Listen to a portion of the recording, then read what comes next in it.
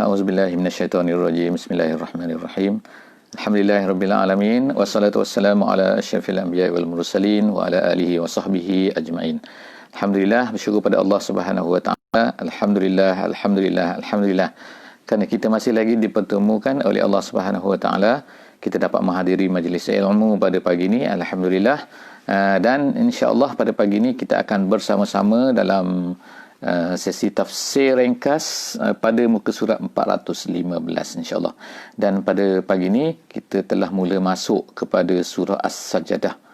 Surah As-Sajdah salah satu daripada surah Makkiyah dan salah satu daripada surah yang memang kita akan mendengarnya dan mungkin membacanya pada setiap pagi Jumaat. Kerana itulah sebenarnya yang dilakukan oleh baginda Nabi sallallahu alaihi wasallam dalam solat subuh pada setiap hari Jumaat. Itu adalah salah satu daripada apa yang dibuat dan diamalkan oleh Nabi sallallahu alaihi wasallam, dan insya-Allah itulah yang terbaik juga bagi kita untuk kita lakukan pada setiap hari Jumaat. Kenapa baginda Nabi sallallahu alaihi wasallam sentiasa membaca surah ini? Bukan kerana namanya surah As-Sajdah.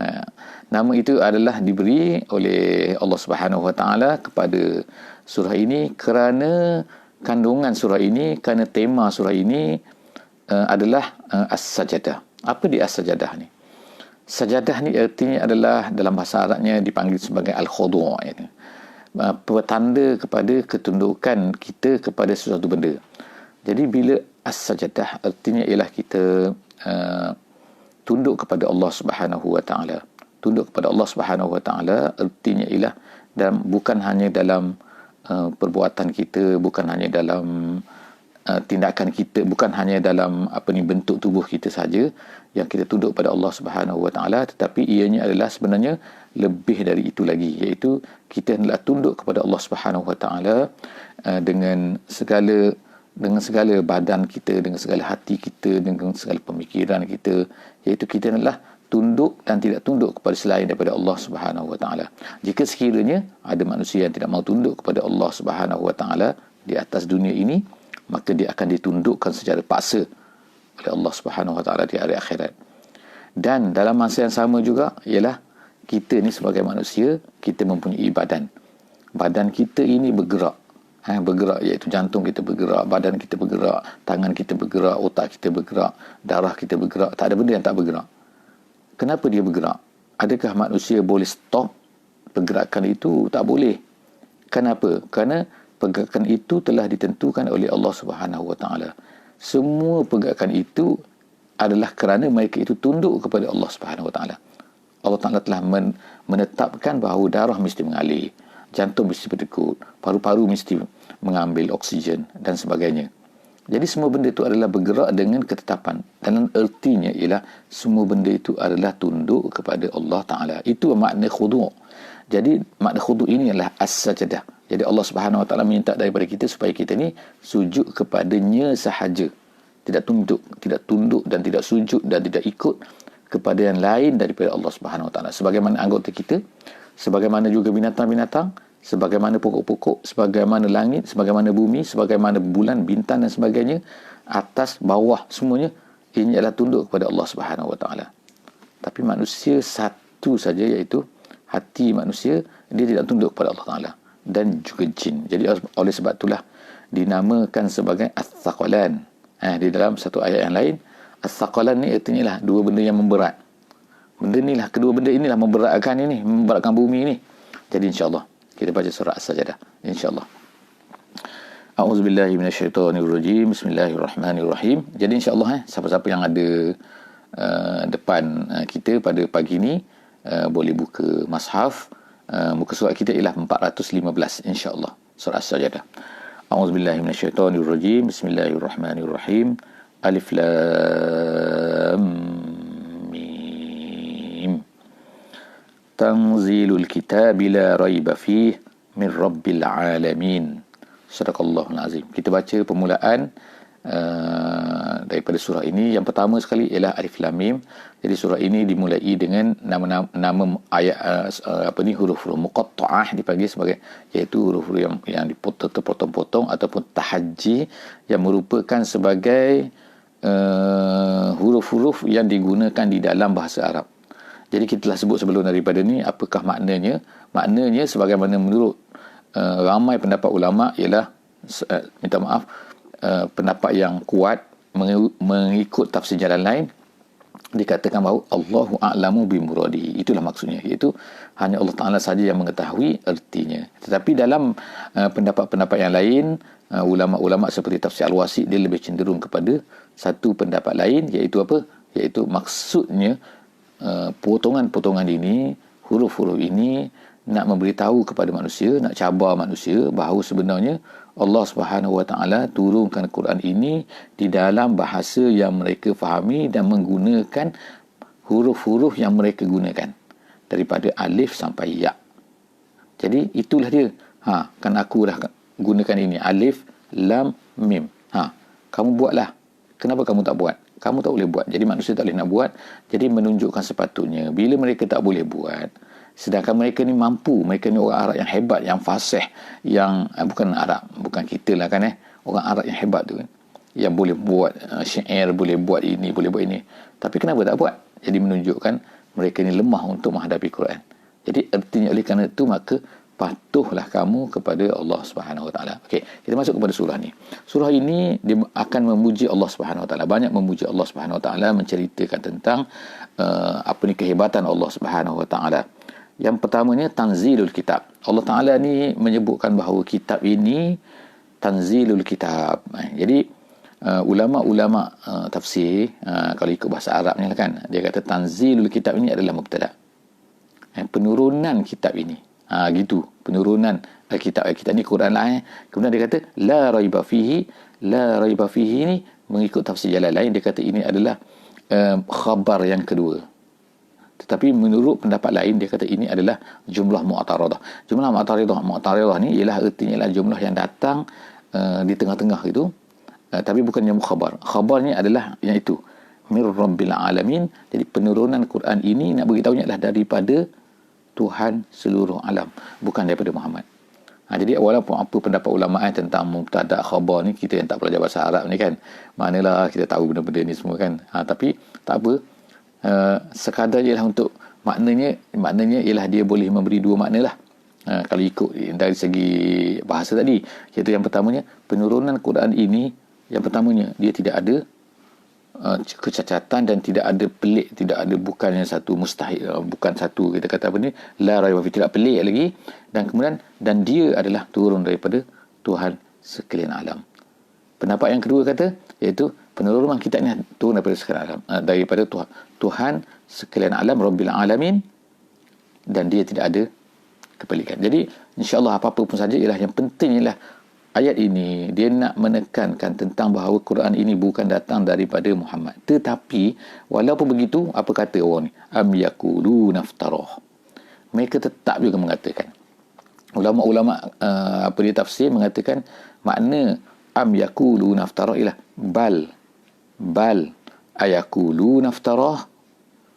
Dah sedang Quran ini dah turun daripada Allah. Kenapalah? Tapi mereka tetap juga mengatakan bahawa apa? Quran ini diada-adakan oleh Muhammad. Inilah. Mereka tak boleh lawan. Mereka tak boleh nak dah beri peluang lah. Lawan.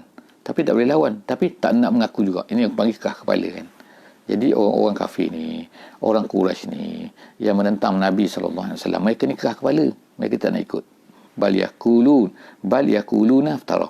Jadi bal tu saya sebut itu kerana dalam tafsiran dalam ayat kita am tu artinya bal, dalam erti bal gitu.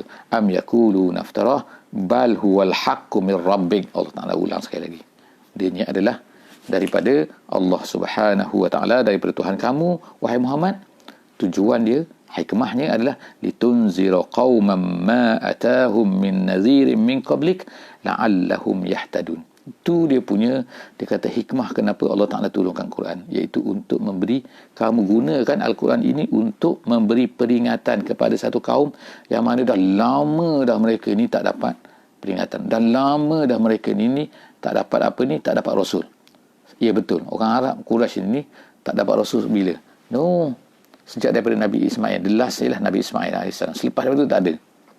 Jadi sejak daripada Nabi Ismail sampai Kalau Bani Israel, mereka dapat banyak lagi. Ada Nabi Musa, ada Nabi Daud, ada Nabi Sulaiman, ada Nabi Yusuf, ada Nabi, last sekali, ada Nabi Isa alaihissalam di Jerusalem kan, di Palestin. Jadi, tapi orang Arab Quraisy ini, mereka ni tak ada Rasul. Kecuali Nabi Ismail. Tapi, jadi mereka kenal Ismail tu. Ada Hijr Ismail. Di Kaabah tu ada Hijr Ismail. Kaabah ni siapa bina? Ibrahim bina. Siapa Ibrahim?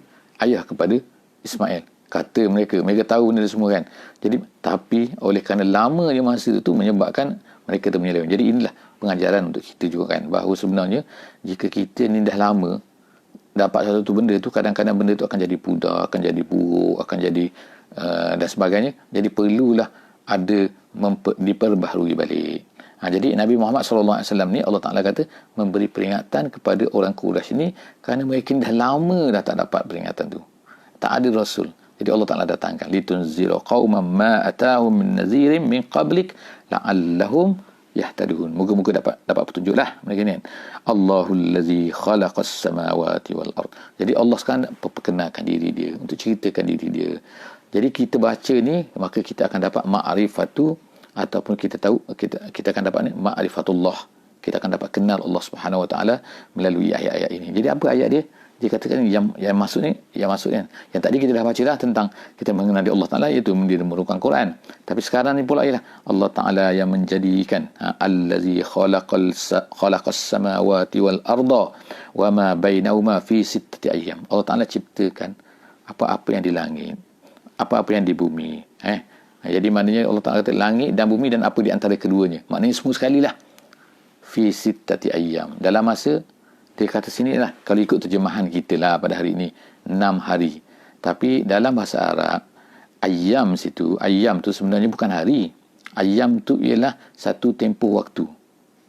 Jadi kat sini, ulama-ulama ada tafsir macam-macam. Apa maksud satu tempoh masa? Tempoh masa.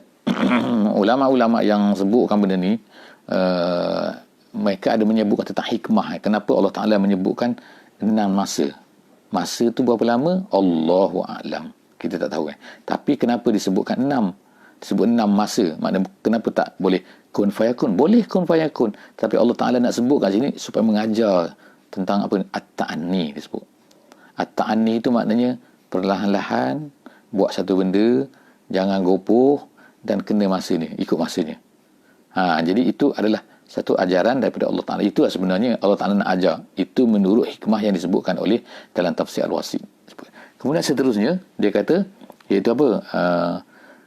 Selepas daripada itu, summastawa alal arsh. Kemudian Allah Ta'ala, terjemahannya, terjemahan asalnya, terjemahan asal perkataan, kemudian bersemayam di atas arsh. Tapi masalah ini adalah salah satu daripada yang dikatakan sebagai ayat mutasyabihat.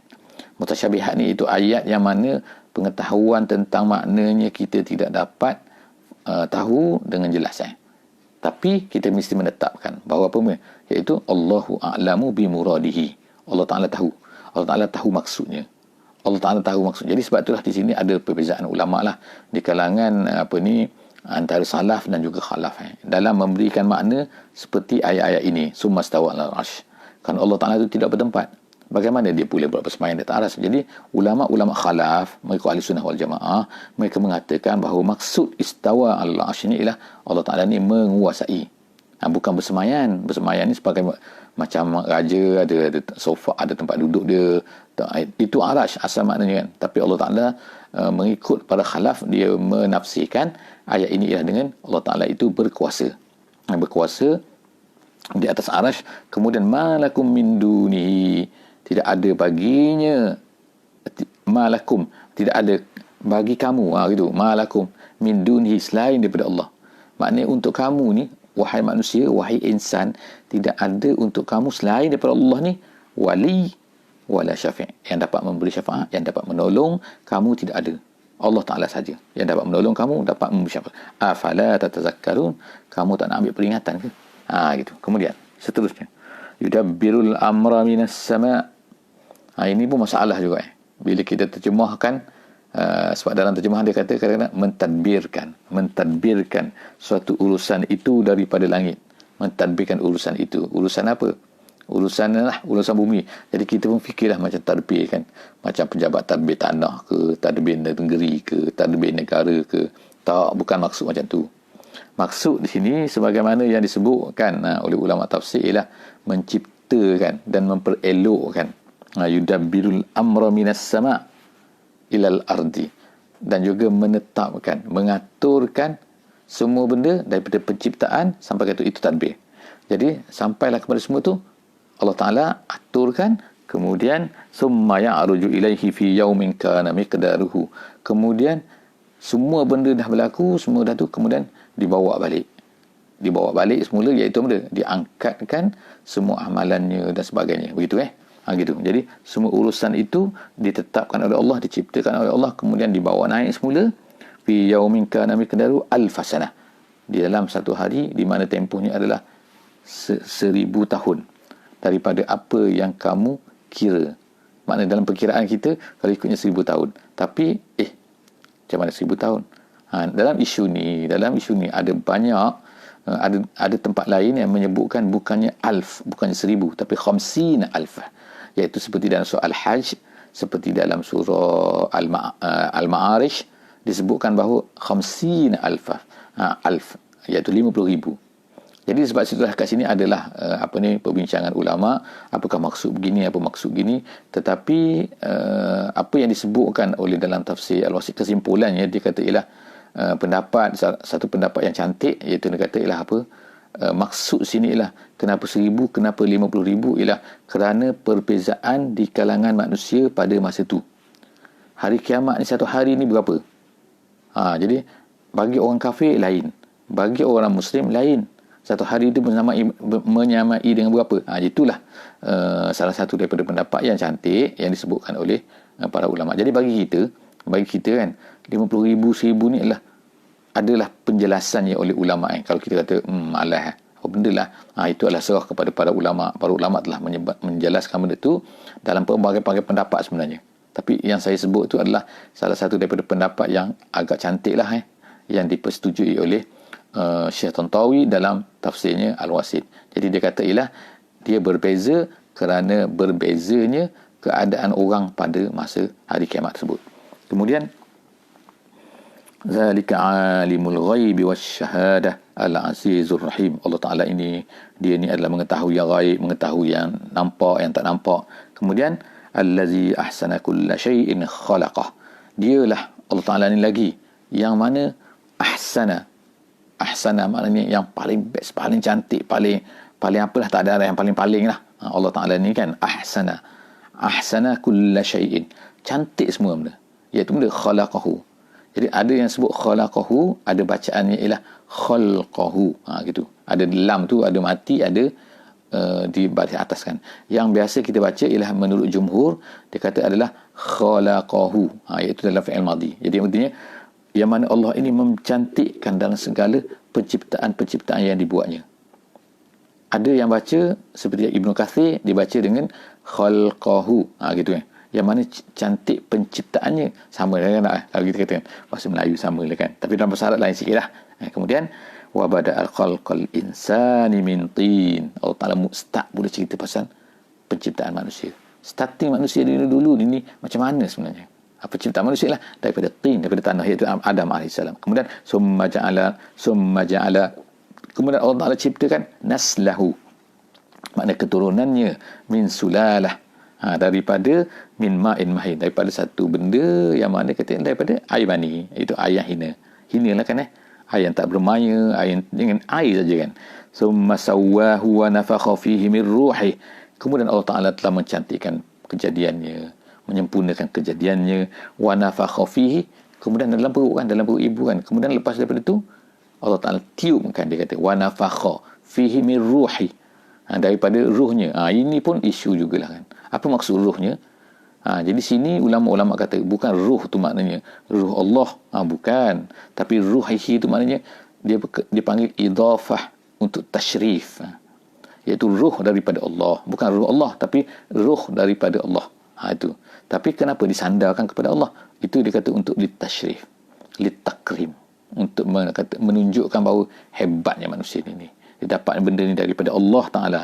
Ruh iaitu yang ditiupkan oleh Allah Subhanahu wa taala, wa ja'ala lakumus sam'a, wa kemudian dia menjadikan untuk manusia itu pula apa? As-sam'a, kemudian al-basara, kemudian afidah. 3 benda. Pendengaran, penglihatan dan juga hati. Tengok kan, manusia ni bila ada tiga-tiga ni kan, pendengaran, penglihatan, maka dia pun, ulama-ulama berkata, dia cukuplah untuk ditaklifkan. Hati. Hati maknanya kefahaman, dia boleh faham, dia tengok satu benda dia boleh faham, dia dengar satu benda dia boleh faham, kan, dia boleh berfikir. Jadi cukup tiga-tiga benda tu, kelengkapan yang ada pada manusia dijadikan oleh Allah Subhanahu Wa Taala, maka sebab itulah mereka ini dipertanggungjawabkan. Qalilan ma tashkurun, tapi last kali lah sikit saja yang bersyukur. Wa qalu, ni yang kata tak bersyukur ni kan, apa jadi pula dengan yang tak bersyukur ni? Tengok kan, wa qalu aiza dalalna, mereka pun taklah berkata, manusia ni berkata ni, yang ada mata, yang ada hidung, yang ada hati, yang boleh berfikir, yang boleh melihat, yang boleh mendengar, tiba-tiba mereka ni dah lain pula dah. Lain pula apa? Dia kata aiza dalalna fil ardi. Dalalna tu artinya ialah asal maknanya sesat tapi maknanya bukan sesat lah sini, maksudnya apabila kami telah dibinasakan, makna hancur lah, maknanya kan dah jadi tanah dah mati dah. Aiza dalalna, mereka berkata, dulu ke sekarang pun hampir sama lah kan, manusia ni kan, manusia tetap macam tu juga. Itu yang ada dalam pemikiran mereka. Cuma yang dulu tu dia terang-terang menentang. Sekarang ni tak ada yang menentang terang-terang, tapi kat belakang terang-terang lah mereka menentang juga, tak setuju dengan benda. Iaitu benda mereka tak setujunya, kita ni bila dibinasakan, bila dah mati, aiza dalalna fil ardi inna la fi khalqin jadid, boleh jadi semula ke, boleh hidup balik ke? Jadi mereka tak percaya kan. Kita tengok kubur semua kan, mana ada dia kata hidup, tak ada pun. Itulah masalah manusia kan. Jadi tak ada bersinah, maka manusia tu jadi kufur. Allah Ta'ala kata kan, tak bersyukur dengan nikmat dan juga menjadi kufur. Bal hum bi liqa'i rabbihim kafirun, mereka ni kafir, tak nak percaya bahawa kita ni akan berjumpa dengan Allah Subhanahu Wa Taala. Kemudian kul yatawaffakum, Allah Ta'ala kata beritahu Syekh Muhammad kepada mereka ni, yatawaffakum, kamu ni akan dimatikan, diwafatkan. Kalau ikut wafa tu ialah menunaikan. Asalnya asal makna wafat tu ialah menunaikan dalam bahasa Arab, menunaikan hutang, membayar hutang. Jadi kita ni kan, kenapa malaikat mematikan kita? Kenapa menunaikan kita pula? Iaitu dah dapat dah semua benda tu, dah dapat rezeki, dah habis semua benda dah Allah Ta'ala dah tetap dah sempurna, dah dapat semua apa yang ditetapkan untuk dia, dah habis. Jadi dimatikan lah pula, dimati tu maknanya dah habis dah, ditunaikan habis dah. Jadi yatawaffakum malakul mautil ladzi wukila bikum. Jadi sebenarnya malaikat Azrail sebut sikit, Azrail bukan Israel. Israel itu negara jahat tu. Azrail itu ialah malaikat yang mencabut nyawa tu. Jadi Allah Ta'ala menyebutkan kat sini, kamu dimatikan, tapi bukan malaikat tu mematikan kamu, Allah Ta'ala yang mematikan kamu, tetapi malaikat itu diwakilkan. Allazi wukila bikum, yang diwakilkan untuk kamu tu. Dah Allah Ta'ala wakilkan dia untuk pergi ambil nyawa kamu. Summa ila rabbikum turja'un. Lepas daripada itu kamu akan nak pergi ke mana lagi lepas mati? Lepas kamu mati tu, kamu kena kembali kepada Allah Subhanahu Wa Taala. Jadi alhamdulillah kita habis hari ini muka surat 415 dan kita telah habis ayat yang ke-11 daripada surah As-Sajdah.